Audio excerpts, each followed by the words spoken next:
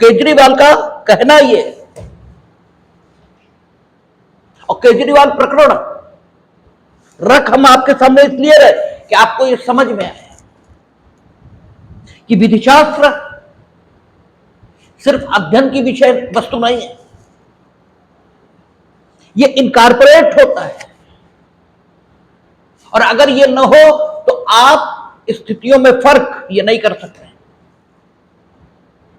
और आप पीसीएस जे भले ही हो जाए,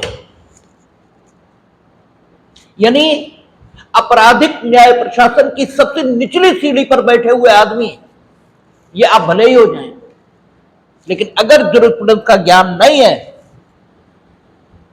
तो आप उच्च न्यायालय अथवा उच्चतम न्यायालय के न्यायाधीश ये नहीं हो सकते।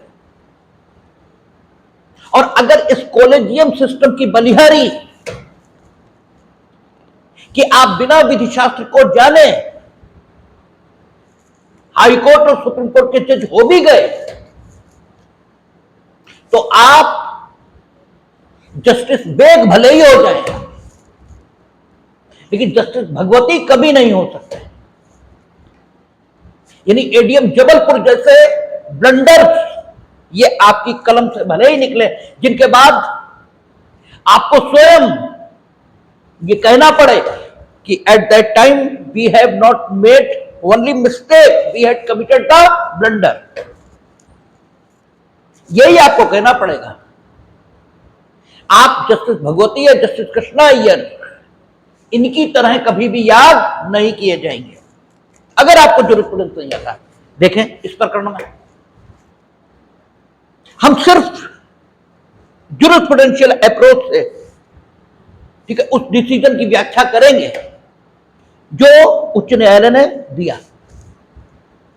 क्या कहना है केजरीवाल का? उनका कहना है कि हमारी गिरफ्तारी अवैध है और इसलिए लोअर कोर्ट को हमें न्यायिक अभिरक्षा में भेजने का कोई हक यह नहीं मिला था। वो हमें न्यायिक अभिरक्षा में नहीं भेज सकते थे क्योंकि सीआरपीसी की धारा 167 यह कहती है कि जब गिरफ्तारी दृढ़ आधारों पर हो तब लोअर कोर्ट को व्यक्ति की अभिरक्षा यह तय करने का हक यह मिलेगा। लेकिन सिर्फ कह देने भर से ये तो कोई बात नहीं मानी जा सकती कि आप सिर्फ कह रहे हो कोई बात, इसलिए आपकी बात मान ली जाए। कानून की दुनिया में ऐसा होता ही नहीं। आप अपने पक्ष में विधिक तर्क युक्ति यानी लीगल दलील, ठीक है, कानूनी सिद्धांत ये प्रस्तुत करें तभी तो आपकी बात मानी जाएगी। Meaning thereby you must support your version, ठीक है, विथ साउंड आर्गुमेंट्स, ठीक है ना। तो जब केजरीवाल से ये कहा गया मीनिंग देयर बाय, न्यायालय ने अवसर दिया उनके अधिवक्ताओं को, तो न्यायालय ने प्रकारांतर से या यूं कहें बाय कंडक्ट, जिसे कानून की दुनिया में क्या कहा जाता है, विविक्षित रूप से, यानी आचरण के माध्यम से, ठीक है, उनके पक्ष से अपेक्षित किया कि आप अपने पक्ष में तर्क दें कि क्यों आप ऐसा कहते हैं कि आपकी गिरफ्तारी ये उचित आधारों पर नहीं है, अर्थात आपकी गिरफ्तारी दृढ़ आधारों पर नहीं, क्योंकि गिरफ्तारी के पीछे जो आधार होंगे वे आधार तो कानूनी है या नहीं ये देखा जाएगा। ठीक है भाई, आपकी गिरफ्तारी तो दांडिक मामले में हुई है, और जब दांडिक मामले में हुई है तो देखा यह जाएगा कि दंड विधि द्वारा निर्धारित, ठीक है, जो सिद्धांत हैं वे संतुष्ट हैं या नहीं। यह नहीं देखा जाएगा कि आप किस हैसियत में हैं, ये बिल्कुल नहीं देखा जा सकता, ठीक है ना। हैसियत नहीं देखी जा सकती, देखा यह जाएगा कि आपकी गिरफ्तारी दृढ़ आधारों पर है या नहीं, अर्थात दंड विधि संतुष्ट होती है या नहीं, यह देखा जाएगा। आपका कहना यह है कि मेरे विरुद्ध जो साक्ष्य संकलित हुआ है बस सरकारी गवाह का साक्ष्य है, ठीक है, और इसलिए क्योंकि वो पहले अपराधी था, बाद में उसने इन्वेस्टिगेटिंग एजेंसी से यह रिक्वेस्ट की कि हम मामले के सभी तथ्यों से इन्वेस्टिगेटिंग एजेंसी को अवगत कराने को तैयार हैं, बशर्ते हमें क्षमा कर दिया जाए। और सीआरपीसी में धारा 306 आप पढ़ चुके हैं, 306 में कंडीशन ही यही है, ठीक है, कंडीशन ही यही है कि अप्रूवर उसी को बनाएंगे जो मामले के सभी तथ्यों से इन्वेस्टिगेटिंग एजेंसी को अवगत कराने को तैयार है। और मामला ऐसा जिसके खुलासे की उम्मीद इन्वेस्टिगेटिंग एजेंसी के अपने प्रयासों से न हो, यह स्थिति बिल्कुल दिखाई दे रही है। तो इन्वेस्टिगेटिंग एजेंसी ने अगर उसे अप्रूवर बनाया तो गलत क्या किया? सीआरपीसी की धारा 306 उसे शक्ति दे रही है और सीआरपीसी की धारा 306 में ही यह लिखा है, सीआरपीसी की धारा 306 में यह लिखा है कि जो अप्रूवर बनेगा उसका स्टेटमेंट जुडिशियल मजिस्ट्रेट रिकॉर्ड करेगा। मीनिंग देर भाई, आपके विरुद्ध जो स्टेटमेंट पढ़ा गया है साक्ष्य के तौर पर, ठीक है, वो किसका है? जुडिशियल मजिस्ट्रेट द्वारा अभिलिखित, यानी प्रक्रिया ये शुद्ध है। इसलिए आप उन परिस्थितियों के बारे में कोई आरोप नहीं लगा सकते जिन परिस्थितियों में वह अभिलिखित हुआ, क्योंकि उपधारणा है कहां? इंडियन एविडेंस एक्ट सेक्शन 79, ठीक है ना। वो क्या कहती है? सेक्शन 79 कहती है कि जबकि साक्ष्य लेने के लिए प्राधिकृत, ठीक है, किसी व्यक्ति के द्वारा, ठीक है, या किसी के कथन को लेखबद्ध करने के लिए प्राधिकृत किसी व्यक्ति के द्वारा किन्हीं कथनों को लेखबद्ध किया गया, तो वे कथन जिन परिस्थितियों में लेखबद्ध होना अभिकथित किया गया है उनके संबंध में उपधारणा की जाएगी कि वे परिस्थितियां विद्यमान थी, यानी यह उपधारित होगा कि जुडिशियल मजिस्ट्रेट ने एकदम फ्री एटमॉस्फेयर में उन सारे कथनों को रिकॉर्ड किया था और उपधारित करेगा। इसका क्या अर्थ हुआ? तो हम लोगों ने इंडियन एविडेंस एक्ट की डेफिनेशन क्लास को पढ़ा है। डेफिनेशन क्लास क्या कहता है कि उपधारित करेगा का मीनिंग यह है, उसका माना यह है कि until and unless contrary is proved, ठीक है, the court will presume that whatever has been produced before him that is genuine and true, ये उपधारित करेगी। तो जो कुछ हमारे समक्ष रखा है ये एकदम ठीक है, हम इसे मानेंगे, या यू मस्ट प्रूव, ठीक है। अब आप कहते हैं कि सिर्फ बयान है, तो क्या इंडियन एविडेंस एक्ट सिर्फ बयान को साक्ष्य नहीं मानता है? भाई साक्ष्य, इसका अर्थ दस्तावेजी तो नहीं है। मौखिक कथन यह भी साक्ष्य की श्रेणी में है। अब आप कहते हैं कि साक्ष्य विचारण के दौरान आता है, यही तो तर्क है आपके, ठीक है, कि साक्ष्य कौन सा? न्यायालय द्वारा अपेक्षित किए जाने पर, यह न्यायालय द्वारा अनुमति दिए जाने पर, क्योंकि इन्वेस्टिगेशन कैरी ऑन था और विचारण आफ्टर इन्वेस्टिगेशन की चीज है, इसलिए इसे साक्ष्य नहीं कह सकते, लेकिन हम लोग सीआरपीसी पढ़ चुके हैं और आरोप की विरचना और जमानत, यह गिरफ्तारी की वैधता, इसको सुनिश्चित करने के लिए जिस साक्ष्य को विचार में लिया जाएगा वह अब जो इन्वेस्टिगेटिंग एजेंसी है, जो अन्वेषण अभिकरण है, उसके द्वारा संकलित साक्ष्य ही होगा। ठीक है ना? तो आपका यह तर्क भी ठहरता नहीं कानून के सामने। ठीक है, तो अब आपकी यह बात तो गलत हो गई कि गिरफ्तारी दृढ़ आधारों पर नहीं है। ठीक है, आपने चुनौती दी है, आप बेल मांगे, वो आपका राइट है। बेल मांगना बात अलग हुई, और जब आप बेल मांगेंगे सेशन कोर्ट से या हाई कोर्ट से, तो उसकी शक्तियां धारा 439 उससे तय होंगी। ठीक है ना? और सेक्शन 439, क्योंकि अभी तो वही सीआरपीसी लागू होगी, और कम से कम 1 जुलाई के बाद भी केजरीवाल प्रकरणों पर तो यही सीआरपीसी लागू होगी, क्योंकि लिखा है कि अब तक जो मामले दर्ज हुए वे पुरानी सीआरपीसी से ही डिसाइड होंगे। तो 1 जुलाई के बाद भी केजरीवाल के प्रकरण पर तो यही सीआरपीसी चलनी है। ठीक है, तो wherever you will file the application for bell,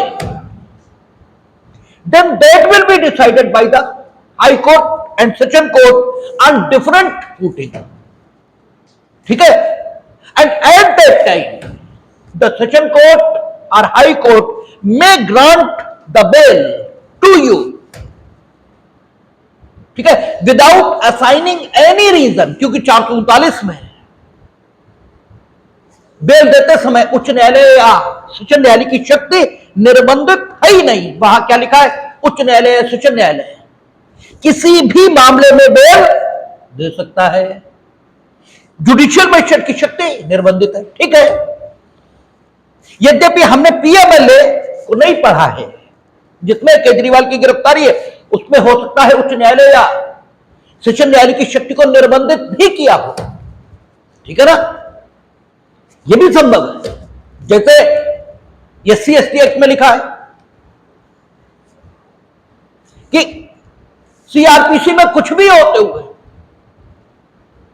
इस अध्याय के अधीन, इस अधिनियम के अधीन कोई अपराध किया जाएगा तो उसे अजमानती और संज्ञेय यही माना जाएगा। यह भी हो सकता है पीएमएलए में कुछ और व्यवस्था हो और वहां जमानत के समय भी सेशन कोर्ट और हाई कोर्ट की शक्ति को निर्बंधित यह भी कर दिया गया हो। यह भी संभव है। लेकिन यदि नहीं भी किया गया है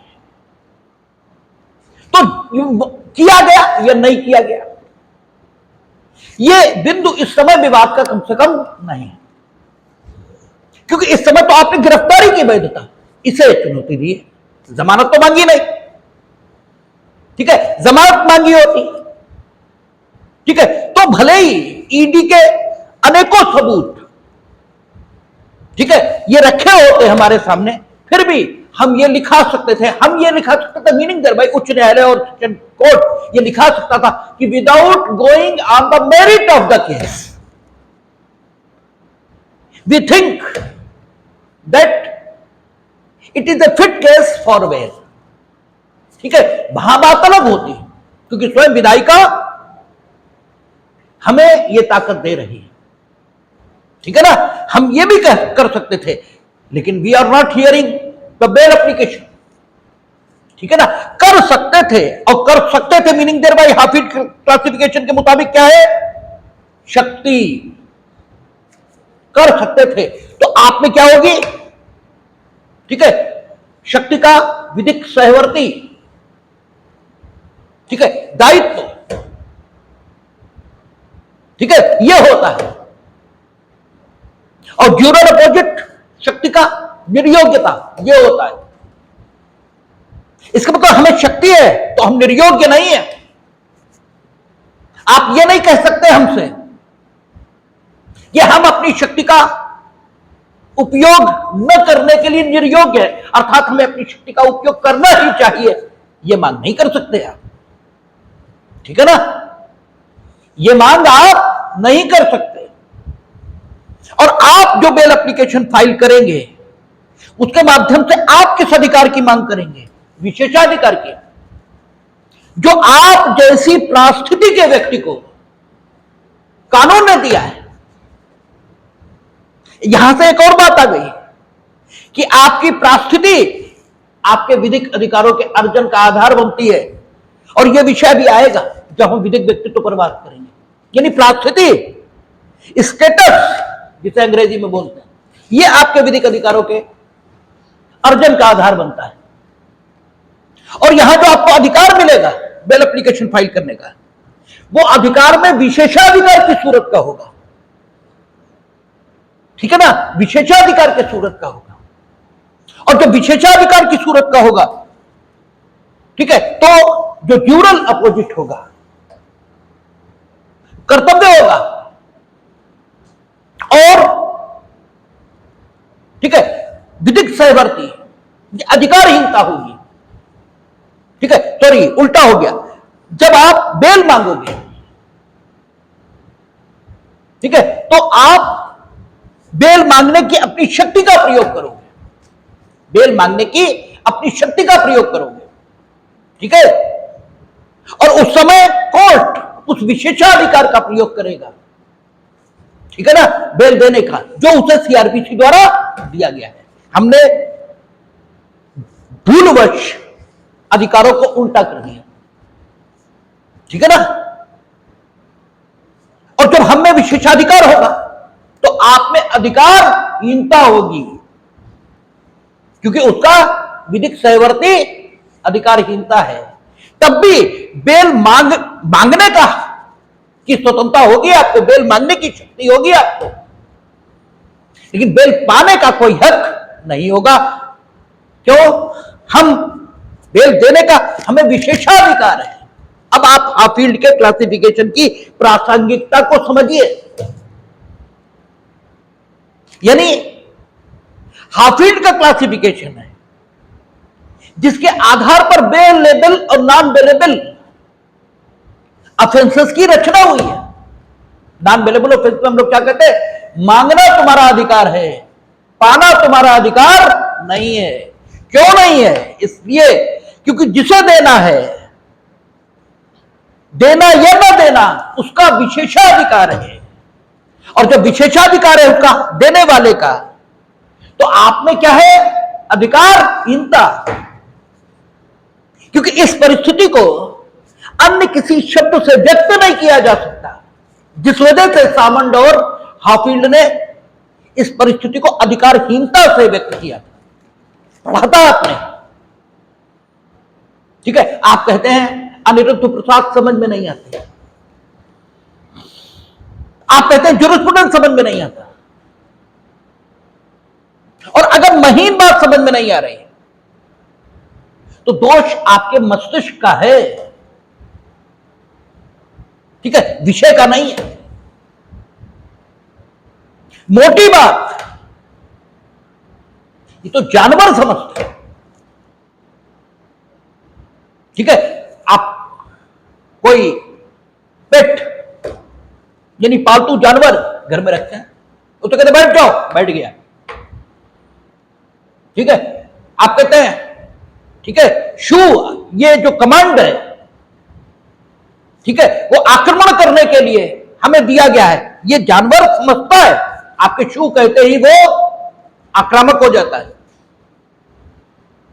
ठीक है, तो मोटे कमांड्स की समझ ये आप में है तो कौन बड़ी बात है? कोई हत्या नहीं करेगा। आपने समझ लिया तो क्या, कोई पहाड़ गिरा दिया? ठीक है, अरे भाई कोई हत्या नहीं करेगा, इससे ज्यादा मोटा कमांड और क्या हो सकता है? ठीक है, कोई चोरी नहीं करेगा, इससे ज्यादा मोटा कमांड और क्या हो सकता है? ये तो जानवर समझ रहे हैं। ये आपने समझ लिया तो क्या? ठीक है, क्या जग जीता ये हमें बता दो। ठीक है, आपने कुछ महीन समझा जिसमें बारीकी है। बात तो तब है अपने मानव होने की सार्थकता को सिद्ध तो करिए। ठीक है, हम मानव हैं, इसको सिद्ध तो करिए, और इसकी सार्थकता तो तभी सिद्ध होगी। है क्या, आप प्रैक्टिकल उसको नहीं करते।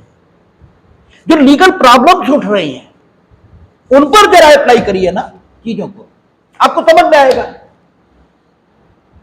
हाफिल्ड तो बहुत शानदार बात कह रहा है, और हाफिल्ड तो समझ नहीं था तो ये स्थितियां नहीं थी, लेकिन पहचानी नहीं गई थी।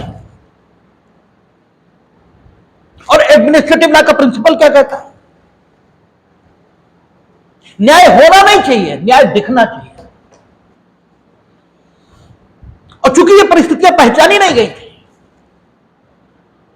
इसलिए डिसाइड तो इन्हीं परिस्थितियों के मुताबिक, इन्हीं अधिकारों की जो पहचान है उसके ही मुताबिक होता था। लेकिन समाज को भरमाने में ये जो अक्यूज है ये कामयाब हो सकता था कि मेरे साथ अन्याय किया गया। उस स्थिति में स्पष्टता ये हाफिल्ड और सामंड ले आए। तो जिसने न्यायिक स्थिति को इतना स्पष्ट किया कि न्याय न सिर्फ हुआ बल्कि होता हुआ दिखने लगा, उसने न्याय के क्षेत्र में क्या कोई योगदान ये नहीं किया है? और क्या उसका योगदान किसी मुख्य न्यायाधीश इससे कम है? क्या किसी विधिशास्त्री इसका योगदान किसी चीफ जस्टिस से कम है? आप चीफ जस्टिस को जो मान्यता दे रहे हैं इसलिए नहीं कि तुम्हारे मन में बड़ा सम्मान है चीफ जस्टिस के लिए, इसलिए तुम डरते हो चीफ जस्टिस से, तुम डरते हो चीफ जस्टिस की अथॉरिटी से, इसलिए दे रहे हो। अन्यथा हाफिल्ड और सामंड भाई वो जो बात कह रहे हैं ये ठीक है, आपने बेल फाइल की होती, ठीक है ना, तो आपने अपनी शक्ति का प्रयोग किया होता, ठीक है ना, लेकिन उसमें आपने अपनी शक्ति का प्रयोग किया होता, लेकिन हमसे मांग जो आपने की होती वो विशेषाधिकार के प्रयोग की होती। हमें जो अधिकार निहित है वह विशेषाधिकार है, और विशेषाधिकार के विरुद्ध अधिकारहीनता होती है। अर्थात आप में बेल मांगने की शक्ति प्रक्रिया विधि अधिकार के रूप में निहित कर रही है, लेकिन ठीक है ना, हम में प्रक्रिया विधि विशेषाधिकार के रूप में बेल देने की शक्ति को निहित कर रही है। इसलिए बेल पाने का आपको कोई हक नहीं हो सकता, क्योंकि विशेषाधिकार के अगेंस्ट आप में जो होगा वह अधिकारहीनता होगी। ठीक है ना, ये कहा हाईकोर्ट ने। अब फिर आइए इसी पर कि आप कहते हैं कि आपकी गिरफ्तारी दृढ़ आधारों पर नहीं है, ठीक है, तो दृढ़ आधार है या नहीं ये तो सिर्फ दांडिक विधि से ही निर्धारित होता है। हाईकोर्ट ने एक लाइन बोली है कि जज कानून से बंधे होते हैं, वे राजनीति से बंधे नहीं होते। ठीक है, पॉलिटिक्स, ठीक है, राजनीति क्या कहती है? एक तर्क अभिषेक मनु सिंघवी जो उनके वकील थे उन्होंने यह भी दिया था कि गिरफ्तारी आसन्न चुनावों में केजरीवाल को भाग न लेने देने के लिए की गई है। और जो आपके लाली लिपस्टिक लगाए एंक जो प्रवक्ता थे वो ये भी कह रहे थे, लाली लिपस्टिक किसी को अपमानित करने के लिए शब्द उपयोग नहीं किया है हमने, ये भी बड़ी दिक्कत है। वक्ता के भाव को देखना चाहिए। हमने सिर्फ इसलिए कहा मेकअप किए हुए, ठीक है, मेकअप किए हुए मीनिंग देर भाई अपने को स्मार्ट और सुंदर दिखाते हुए, देखिए, स्मार्ट और सुंदर दिखना कोई खराब बात नहीं है, दिखना चाहिए आपको, क्या बदसूरत दिखना चाहिए,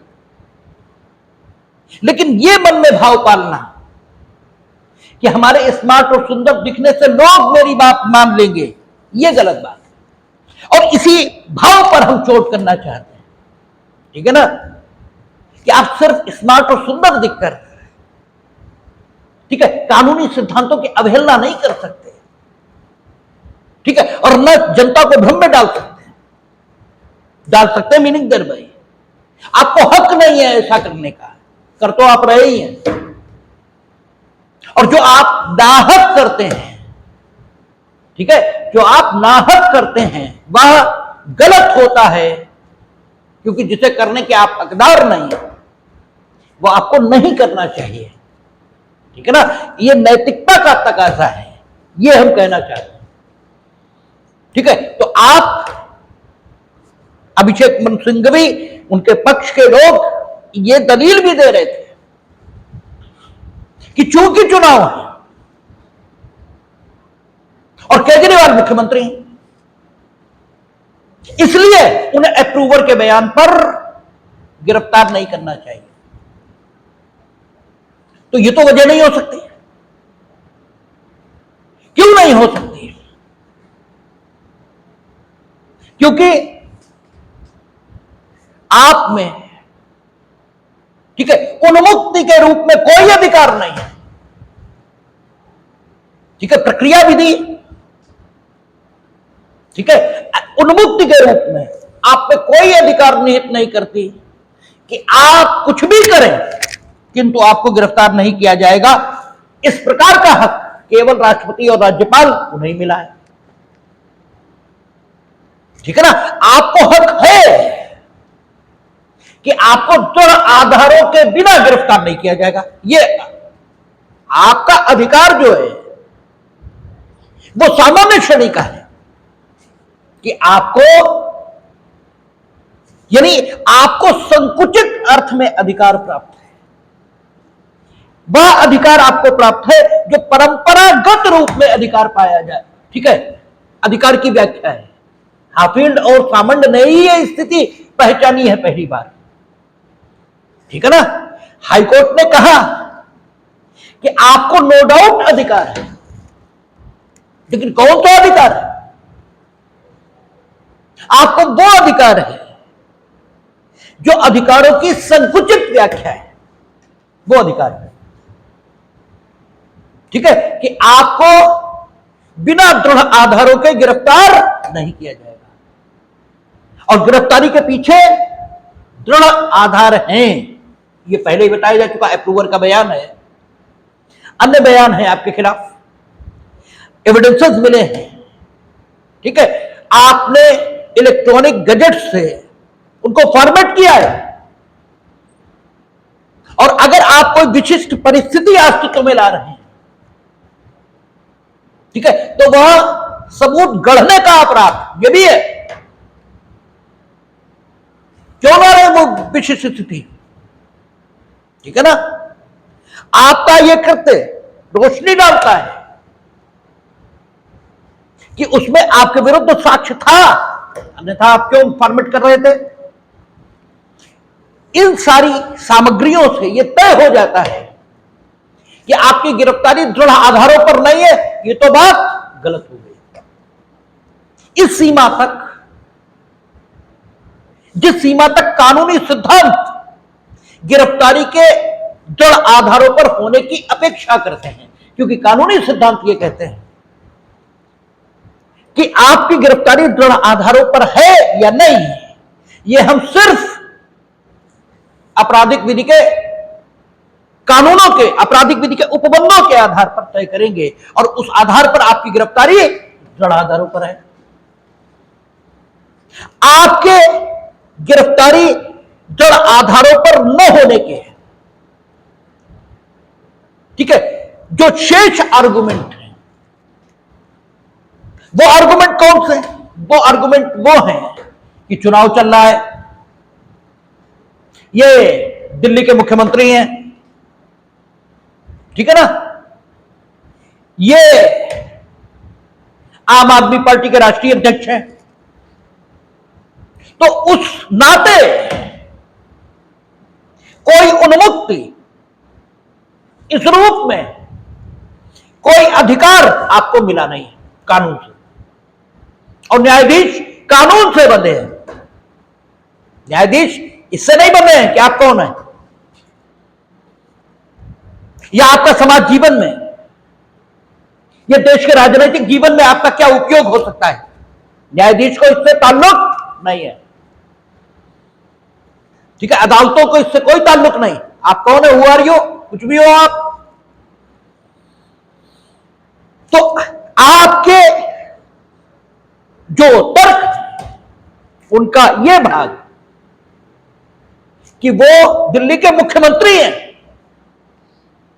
आम आदमी पार्टी के राष्ट्रीय अध्यक्ष हैं, इस सब का कानून के लिए कोई महत्व तो नहीं हो सकता,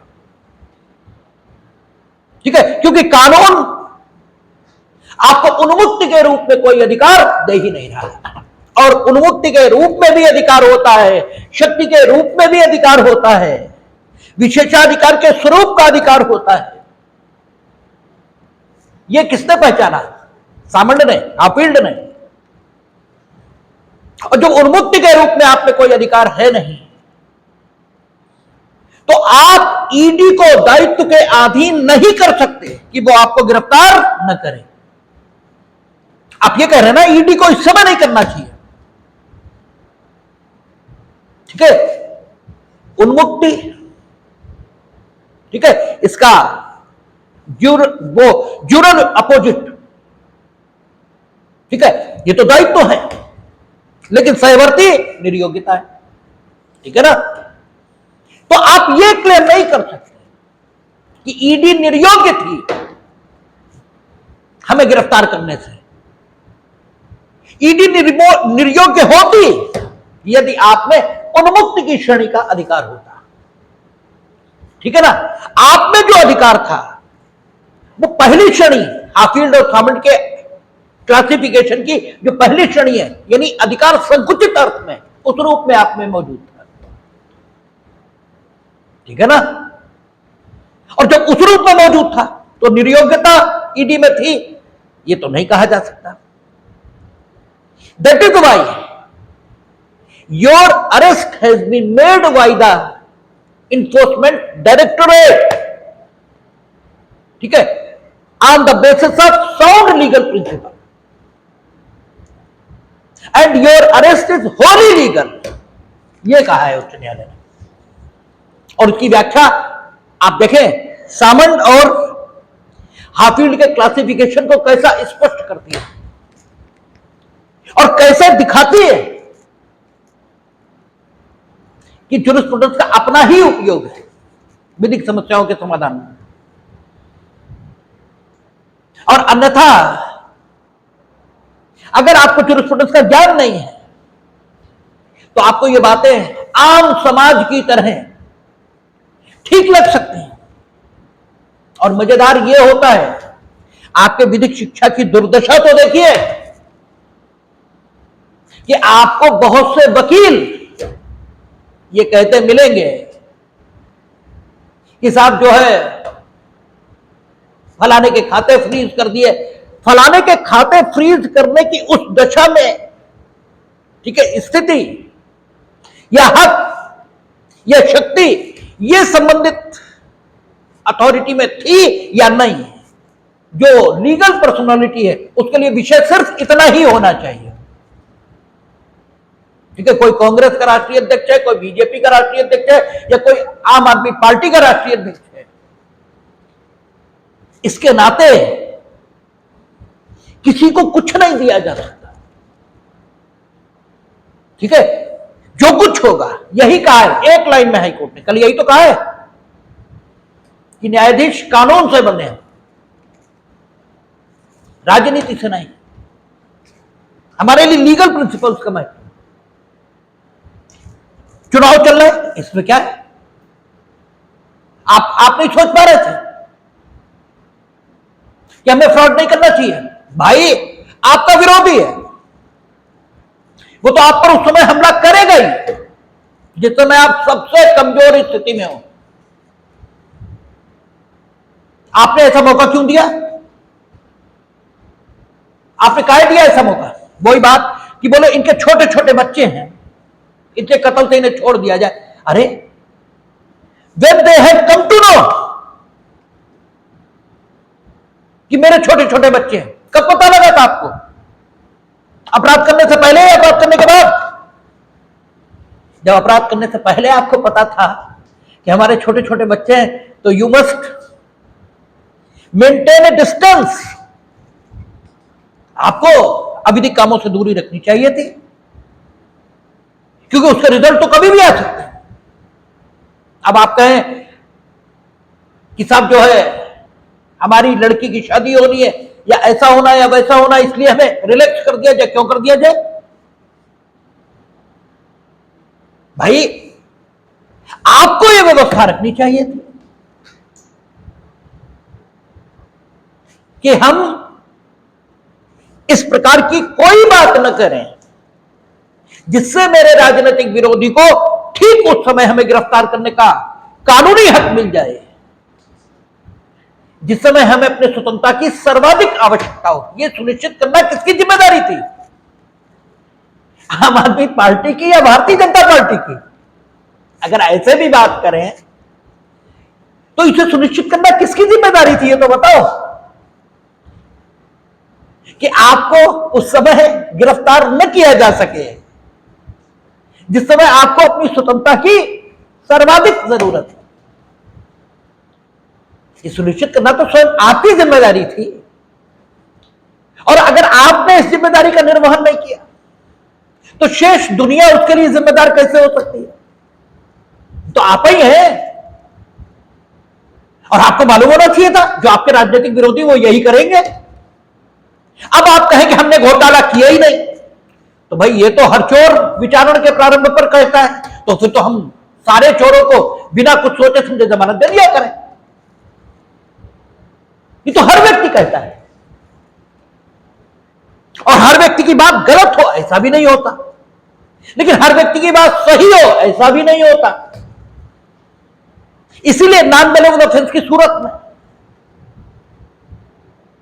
बेल अधिकार नहीं मीनिंग देर भाई, उस सूरत में अधिकार नहीं जिस सूरत में विशेषाधिकार होता। यानी आप बेल मांगते, जैसे बेलेबल ऑफेंस में बेल मांगना आपका विशेषाधिकार है कि आप बेल मांगेंगे मिलेगी, उस सूरत में नहीं, आपका अधिकार है लेकिन संकुचित अर्थ में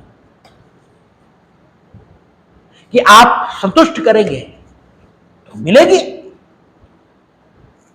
और आपकी कोई ऐसी स्थिति दिखाई देगी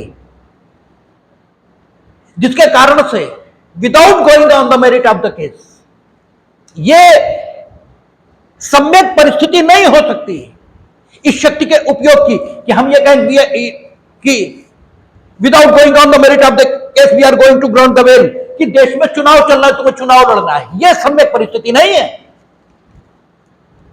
सम्यक परिस्थिति इसके लिए क्या है कि आपको सालों साल जेल में रखा गया, ठीक है, ट्रायल कंप्लीट होने का नाम नहीं ले रहा। क्यों? गवाही नहीं आ रहे, साक्षी नहीं आ रहे,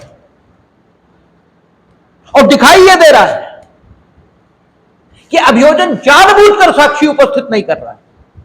यानी प्रोसेस, सर्विस ऑफ सम्मन, सर्विस ऑफ वारंट, ये तो आपने सीआरपीसी में पढ़ा है, पुलिस के माध्यम से ही होगा, वो नहीं हो रहा है। तब इस शक्ति का प्रयोग होना चाहिए कि without going on the merit of the case we are going to grant the bail. ऐसे थोड़ी है, ठीक है ना। और इसीलिए उच्च न्यायालय ने कहा कि हम कानून से बंधे हैं, हम राजनीति से हमें कोई ताल्लुक नहीं, चुनाव ये तो आप सुनिश्चित करें ना। It is you who wants to contest the election, then you must maintain those situations, you must make such circumstances, आपको वो परिस्थिति निर्मित करनी चाहिए जिसमें आपके चुनाव लड़ने में कोई बाधा ये न हो। ये सुनिश्चित करना अदालत का तो काम नहीं है। अदालत का काम सिर्फ इतना है कि आपकी स्वतंत्रता अकारण बाधित न हो। यह स्वतंत्रता, यह सुनिश्चित करना अदालत का काम है। अदालत का काम यह सुनिश्चित करना बिल्कुल नहीं है कि आप चुनाव लड़ें। यह केजरीवाल प्रकरण आप विधि शास्त्रीय दृष्टिकोण से देखेंगे तो आपको विधि शास्त्र की प्रासंगिकता यह समझ में आएगी और आपको समझ में आएगा you can not be a competent जज without a proper knowledge of jurisprudence. That is why it has been said by many scholars that it is the eye of law. Eye of law meaning thereby आंख क्या है? दृश्य को देखने का माध्यम। भाई आंख क्या है? आंख दृश्य को देखने का माध्यम है और आंख होने पर ही आप दृश्य देख सकते हैं। यानी आपके दृश्य को देख पाने की जो शक्ति है वो आंख की अवेलेबिलिटी इस पर निर्भर है। ठीक है, और जब आंख की अवेलेबिलिटी पर निर्भर है देखने की शक्ति और jurisprudence I of the law है, इसके मतलब जुरिस्प्रूडेंस आपके पास नहीं है तो कानून देखने के लिए जो चाहिए वो तो है ही नहीं। ठीक है, तो कानून दिखेगा कैसे ये बताओ। ठीक है, और जब कानून दिखेगा ही नहीं, ठीक है, तो सम्यक न्याय निर्णयन कैसे होगा? क्योंकि सम्यक न्याय निर्णयन तो कानून से ही संभव है और कानून दिखेगा नहीं। दिखेगा नहीं मीनिंग देयर भाई वही बात, चीजों को तत्व में समझा जा सकता है और चीजों को प्रारूप में समझा जा सकता है। चीजों को देखने के ढंग होते हैं। ठीक है, कानून दिखेगा ही नहीं मीनिंग देयर भाई कानून दिखेगा लेकिन अगर समझ में ना आया तो क्या दिखा? ठीक है ना, देखना इस क्रिया के, ठीक है, ये देखना ये जो क्रिया है, देखना तो क्रिया है। अगर व्याकरण के पॉइंट ऑफ व्यू से बात करें तो देखना तो क्रिया है ना। इस क्रिया को भी लोग अपने अपने दृष्टिकोण से व्याख्यायित कर सकते हैं। जैसे ये हम इसलिए बता रहे हैं ज्यूरिस्प्रूडेंस में जो विभिन्न विषय, जैसे उन्होंने कहा सामान्य ने ये कहा है, हाफिज ने ये कहा है, जो सामान्य ने कहा वो भी गलत नहीं है, जो हाफिज ने कहा वो भी गलत नहीं है, जो आश्चर्य ने कहा वो भी गलत नहीं, जो बेंथम ने कहा वो भी गलत नहीं। चीजों को देखने के अपने अपने दृष्टिकोण है। ये सुख दुख, आप कहते हैं सुख दुख मानसिक अवस्था है, यही तो कहते हैं आप कि सुख दुख मानसिक अवस्था है। मन में होता है सुख और मन में होता है दुख। ठीक है, दूसरा कहेगा कि सुख दुख शारीरिक अवस्था है। मन से तुम कितने भी सुखी हो, मन से कितने भी, लेकिन अगर टांग टूट जाए, भले ही दर्द बिल्कुल ना हो रहा हो, भले ही दर्द बिल्कुल ना हो रहा हो, यानी एनेस्थीसिया दे दिया गया या कुछ और दे दिया गया जिसके कारण दर्द आपको महसूस नहीं हो रहा, लेकिन अपने स्वावलंबी होकर अपने दैनिक कार्यों को करने में जो अक्षमता आपकी आएगी उससे आपको सुख तो उत्पन्न नहीं हो सकता। ठीक है ना, और इसका मूल शारीरिक स्तर पर है। दुख मानसिक अवस्था है, सुख मानसिक अवस्था है। इसका मतलब क्या हुआ? इस परिस्थिति का मूल मन में है, इसका मतलब यह निकला। लेकिन यहां इस परिस्थिति का मूल शरीर के स्तर पर है। बातें दोनों गलत नहीं है, बातें तो दोनों ही गलत नहीं है। अब तीसरा आएगा, वो कहेगा सुख दुख कुछ होता ही नहीं, न शारीरिक न मानसिक, ये तो हार्मोन्स के डिसबैलेंस का नाम है। ठीक है, डिसबैलेंस ऑफ हार्मोन्स है, इसके अलावा कुछ नहीं है। तीसरा ये बात कहेगा, और ये डॉक्टर का दृष्टिकोण यही है, वो विभिन्न दवाइयों से क्या करता है, आपके हार्मोन्स को बैलेंस कर देता है। ठीक है, चीजें हमें एंजाइटी रहती है, हमने समझा इस विषय को, ठीक है, तो हमें बताया हमारे चिकित्सकों ने कि कुछ नहीं होता। हम कहते आप दवाई दे तो बड़ा अच्छा लगने लगता है, तो होता थोड़ी कुछ है। बोले होता यह कि आप जब सोचना शुरू करते हैं तो एक हार्मोन आपके शरीर में एक सीमा तक सेक्रेट होना चाहिए, उससे ज्यादा सेक्रेट होना शुरू हो जाता है, बस उस हार्मोन की गति को नियंत्रित कर देना है, बस हो गया। यानी सुख दुख कुछ है ही नहीं, ना शारीरिक ना मानसिक, ये तो हार्मोनों के डिसबैलेंस का नाम है। बात ये भी गलत नहीं है, ये तो दृष्टिकोण है सोचने के, गलत तो कुछ भी नहीं है। अब जुरिस्प्रूडेंस इसी का नाम है। इस ढंग से आप सोचेंगे तो आपको दिखाई देगा कि ये आई अफवाह वाकई है, वाकई है आई अफवाह। अगर ये नहीं आता तो कानून दिखेगा ही नहीं,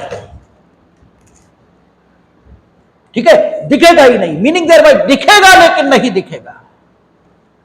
आप सड़क पर चलते हैं, दिख तो रहा होता है आपको, फिर भी ठोकर लगती है, आप कहते अरे देख ही नहीं पाए। सामने से कोई आ रहा है, आप सामने ही देख रहे हैं, उसे देख भी रहे हैं,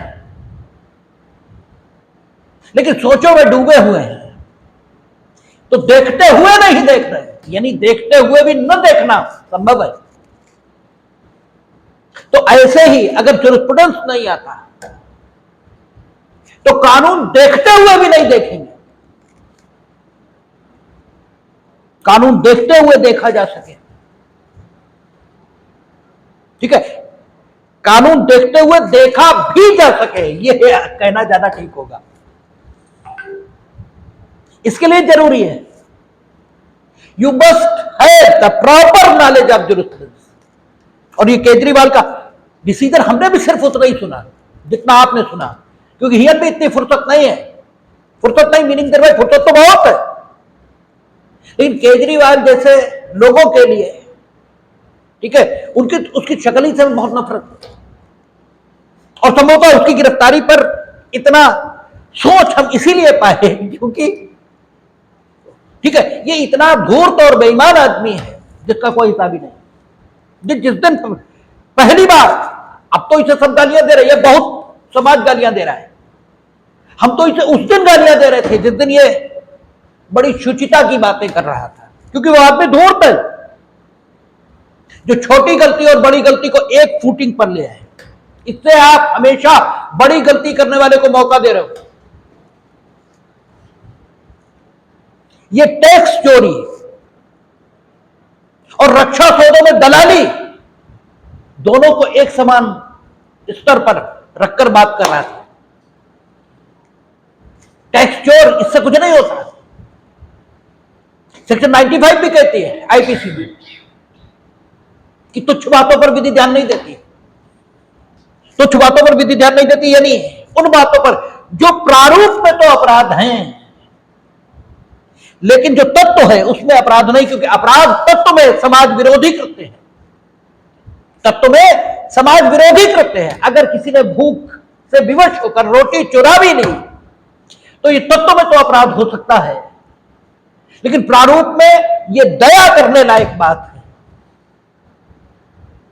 ये सजा देने लायक बात नहीं, ठीक है। तो रक्षा सौदों की दलाली और टैक्स चोरी, बिजली का बिल बचा लेना, ये एक समान स्तर पर रखी जा सकने योग्य बातें नहीं है।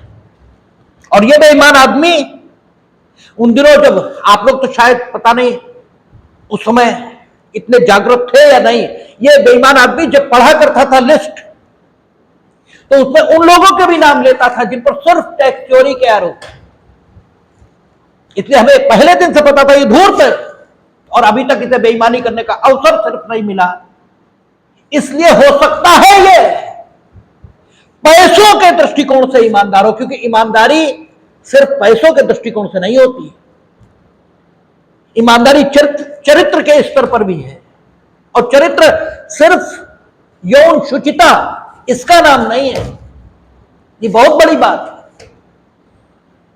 ठीक है, तो ये भला आदमी हो सकता है आर्थिक रूप से भले ही ईमानदार हो, बाकी ये ईमानदार कहीं से नहीं, लोग पहले दिन से जानते थे।